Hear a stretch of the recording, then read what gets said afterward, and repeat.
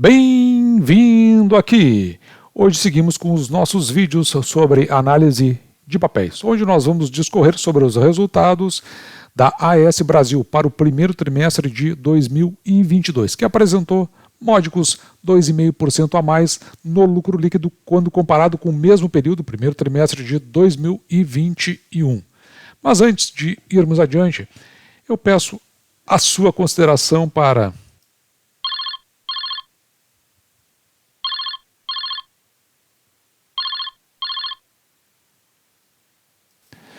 E para fazer essa apresentação, vamos nos socorrer da teleconferência de resultados da companhia para o primeiro trimestre de 2022, mas também vamos nos utilizar do release de resultados da companhia.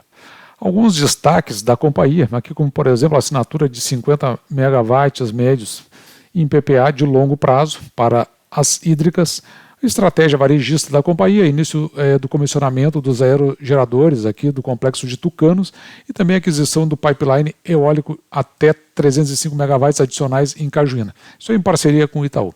E uma estrutura de capital, aporte aqui de 360 milhões via acordo de investimentos e mais a captação aqui de 1,1 bi em debêntures junto ao mercado. Conforme aqui, então nós falamos ali no início, tem esses dois novos PPAs, né? Um de 30 megawatts médio, outro de 20 megawatts. PPA aqui significa o seguinte, que é um contrato de compra de energia. Então, o cliente A e o cliente B fizeram essas compras aqui por períodos, os dois de 10 anos, e energia convencional aqui no Sudeste, aqui também no Sudeste. O fornecimento a partir do ano de 2025 para os dois. Então, o importante aqui tem uma comercialização aqui da companhia de 50 megawatts em média. A companhia também salienta esse crescimento aqui na evolução do portfólio varejista, aquele onde o cliente ele compra direto com a companhia. Veja que em 2019 eram 15 e agora ele vem num crescente aqui interessante e atualmente para 2022 45 clientes.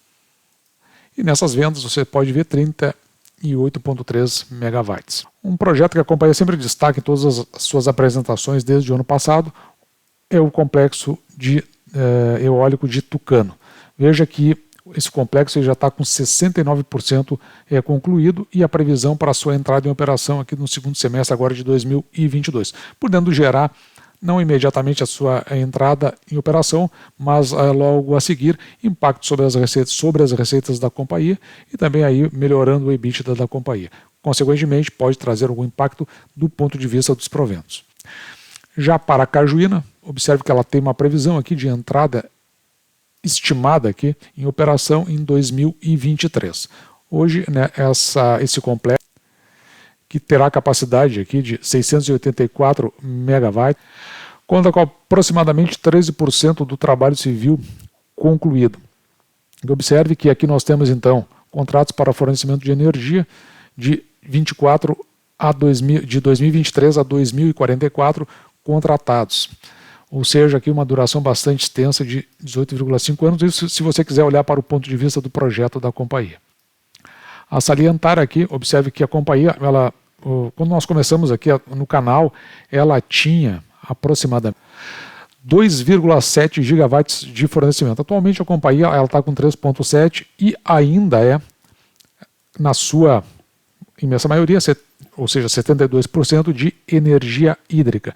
E a companhia está então nesse projeto de diversificação do seu portfólio, atualmente 20% eólica e 8% solar, mas com a entrada aqui em construção de 1 giga, um dos projetos que a gente já mostrou aqui, ela tenta passar ou reduzir o seu fornecimento hídrico, né, no total, não é reduzir o fornecimento, mas em percentual para 57%, passando a ter 37% de eólica e 6% de energia solar. E ainda tem no seu pipeline, que eu vou trazer aqui o que a companhia tem dito sobre o pipeline, mais 1,3, passando então a 6 GB e assim tendo a maior parte da sua energia em hídrica, ou melhor, em eólica e solar e apenas 44% em energia hídrica, porque esse é o projeto da companhia, né? Essa diversificação do seu portfólio.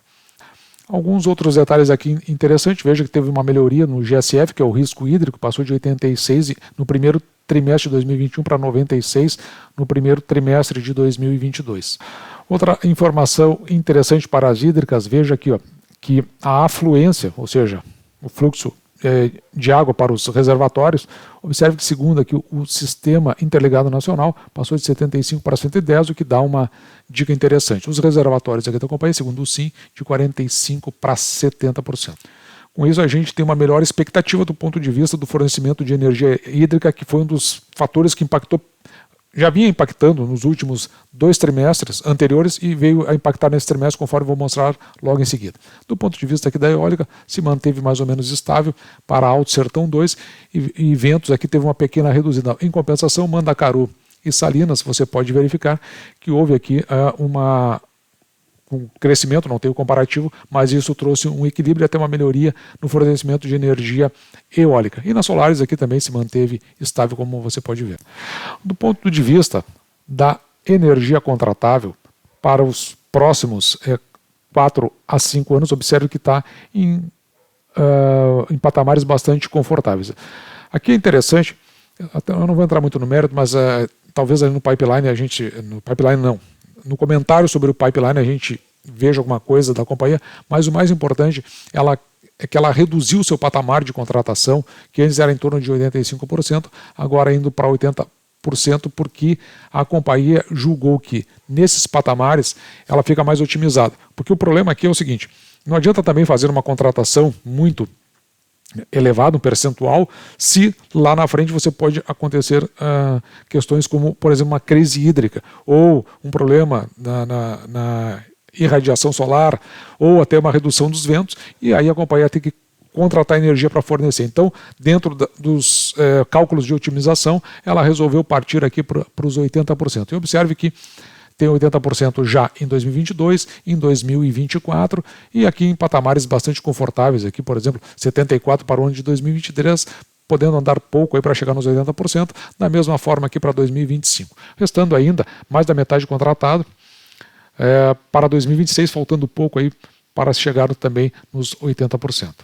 Do ponto de vista da disponibilidade, a hídrica aqui 5% a mais em relação ao mesmo trimestre do ano passado, a eólica 1% a mais e a solar 10% a mais. Considerando a margem operacional ajustada, observe aqui que considerando esse ressarcimento do GSF feito pela companhia, ela teve essa redução de 448 para 412. No entanto, com as contribuições desse trimestre da hídrica, solar e da eólica, nos percentuais que nós já vimos, um crescimento, quando comparado com o ajustado, de 5% na sua margem operacional. As despesas, por outro lado, embora a companhia indique que estejam em linha com a inflação, a gente tem um entendimento um pouco diferente, na verdade está acima aqui da inflação, nos 14%, quando comparado as despesas ajustadas no primeiro trimestre de 2021 com o primeiro trimestre de 2022. O EBITDA aqui ajustado, crescendo módicos 2%, da mesma forma o lucro líquido ajustado aqui está 3%, 2,5% na realidade, conforme a gente colocou no início dessa apresentação. A dívida líquida da companhia, a consolidada, teve uma redução de 4,5 bilhões para 4,2. Se você observar aqui, no comparativo do semestre, tem uma redução da dívida líquida, porque aqui a gente tem que considerar os aportes aí que foram feitos, um por follow-on, depois mais captação de recursos, ou seja, a companhia teve um caixa aí que fez com que houvesse essa redução. De qualquer forma, o que acontece aqui é o seguinte, a alavancagem da companhia passa de 2,07 no primeiro trimestre de 2021 para 3,87 no primeiro trimestre de 2022.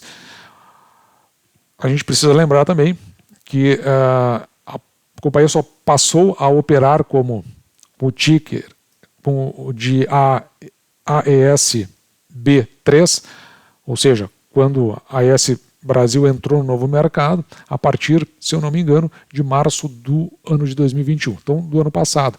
O Covenant lá para AES Operações, então aqui a gente tem que considerar a AES Tietê 4,5 e atualmente a AES Brasil não está sujeita a esses Covenants, então ela está aí dentro do seu patamar aceitável para que ela possa fazer os pagamentos do seu provento, não tem nenhum limitador. É isso aí mais ou menos o que quer dizer. Observe aqui os indexadores da dívida, a maioria está em CDI e o restante segundo a inflação IPCA. Olhando para o caixa da companhia, então nós podemos verificar aqui o seguinte. Veja que no primeiro trimestre de 2021, em dezembro de 2021, a companhia possuía 1,7 bilhão em caixa, agora está com 225, ou seja, tem um caixa interessante, o que faz então reduzir aquela relação da dívida líquida com o EBITDA, porque se você pegar a dívida bruta da companhia, vai ter esse abatimento. Ou seja, teve um crescimento da dívida, mas em compensação ela foi reduzida porque a companhia teve um caixa mais interessante aqui. E vamos ver o que a companhia fala sobre o seu pipeline. Nossa próxima pergunta: quais os planos para elevar os índices de disponibilidade dos ativos? Obrigada pela pergunta.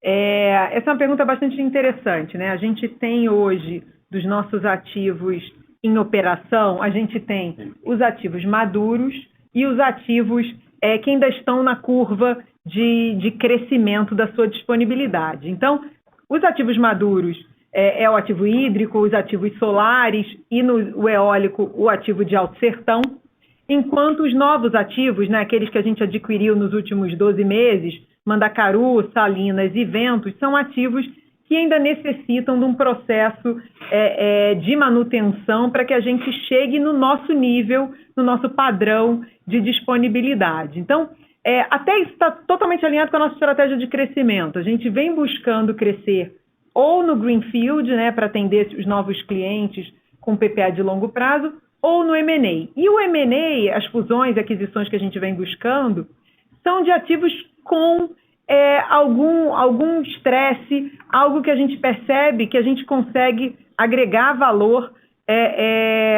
trazendo para dentro da nossa operação. Então, Alto Sertão 2, por exemplo, que foi um primeiro ativo que a gente fez a aquisição lá em 2017, a gente adquiriu o Alto Sertão com 90% de disponibilidade e hoje ele já está acima de 97%. Né? Então, os novos ativos, Mandacaru, Salinas e Vento, cada um tem as suas necessidades específicas e o seu plano específico para que a gente possa também levá-lo para esse mesmo nível de disponibilidade de 97%, 98% nos próximos anos.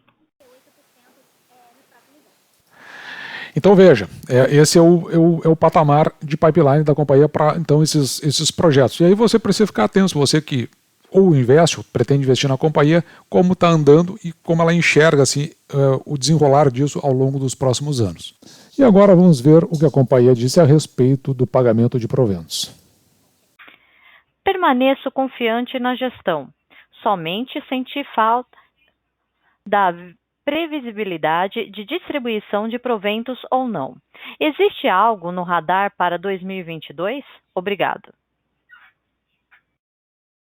Bom, com relação ao tema dos dividendos, a companhia ano passado aprovou uma política de distribuição semestral dos dividendos, então a ideia não é discutir nesse trimestre, é avaliar as condições no segundo tri e no final do ano, e basicamente a ideia de seguir com a prática de pagamento de 100% do resultado, ela vai depender das condições de caixa e investimento da companhia, né? Então, a gente segue com esse objetivo, mas claramente isso vai estar alinhado com a dinâmica de crescimento que a companhia vai trazer aí, né, nos próximos períodos.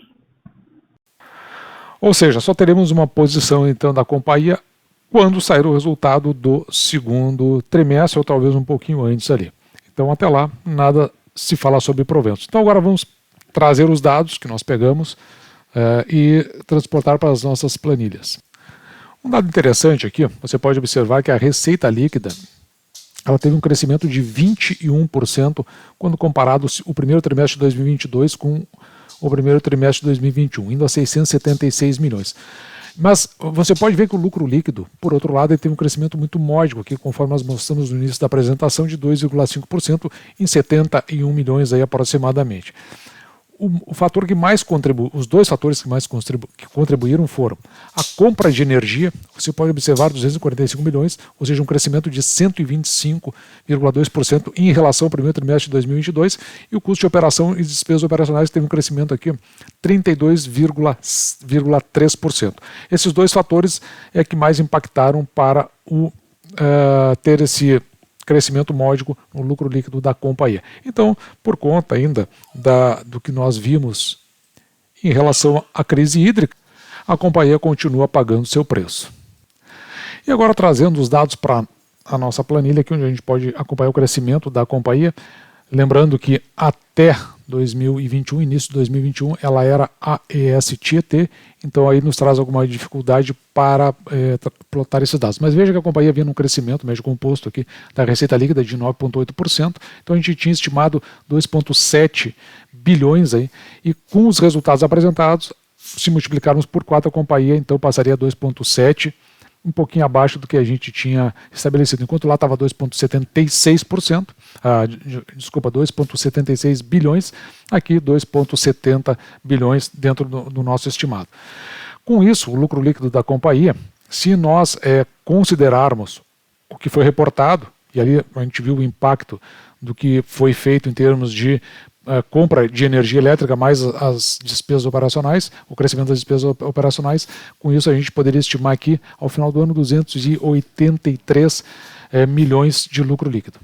Veja que esse lucro líquido retrai bastante aqui quando nós consideramos o exercício de 2022, de 2021, aliás. Então, tendo uma queda aqui para 283. Com isso, então a gente pode verificar que se nós considerarmos 25%, porque a companhia o ano passado pagou 21,9 mais ou menos de payout, teve um payout de 21,9, então indo a 25%, aqui ficaria em torno de 14 centavos por ação. Mas evidentemente que não será isso, ou pelo menos a gente espera que não seja. Veja que a AGF aqui, se você for lá, eu trago aqui para você, ele tem uma previsão aqui, veja o lucro projetado, está um pouquinho até abaixo do que nós fizemos, e considera aqui um payout médio de 100%, mas ele reduz isso para 50%. E faz aqui uma projeção de 57 centavos de dividendos por ação, fazendo com que o preço teto da AES Brasil chegue a R$ 9,54 na sua projeção. O preço teto médio aqui está em R$ 16,33. Para os resultados que nós estimamos, o preço dividido pelo valor patrimonial por ação fica em R$ 1,15 e o preço dividido pelo lucro líquido por ação ficaria em 18,31, que eu já vou explicar o que significa. Trazendo todos esses dados para a planilha final, observe que se você investir na companhia, com esse PL você receberia de volta em torno de quase 20 anos, aqui 18 anos. E o preço ao valor patrimonial em 1,15, indicando que a ação não está nem cara nem barata. Com isso, se nós considerarmos os últimos anos, agora a nossa previsão, que é diferente do AGF, que lá a gente fez para 6 anos, nós fizemos para 5, na média 75 centavos por ação, para isso um preço teto de 12,66. Se nós considerarmos os 25 centavos ali, muito conservador que nós fizemos, o preço teto ficaria em R$ 4,16. No entanto, se levarmos o payout aqui para 50%, observe que, nesse caso, haveria a condição aqui de pagamento dos 57 centavos previstos por AGF, e aí então o preço teto passaria para 9,62. E, portanto, dados não muito animadores para você que investe ou quer investir em AES Brasil. Mas ainda assim, fizemos um aporte aqui em AES Brasil, que eu vou deixar para contar para você sobre o porquê desse aporte no nosso próximo vídeo. Então, para a AES Brasil, esse foi o nosso vídeo de hoje, que eu espero sinceramente você tenha gostado, o que faz com que eu peça a você a seguinte consideração.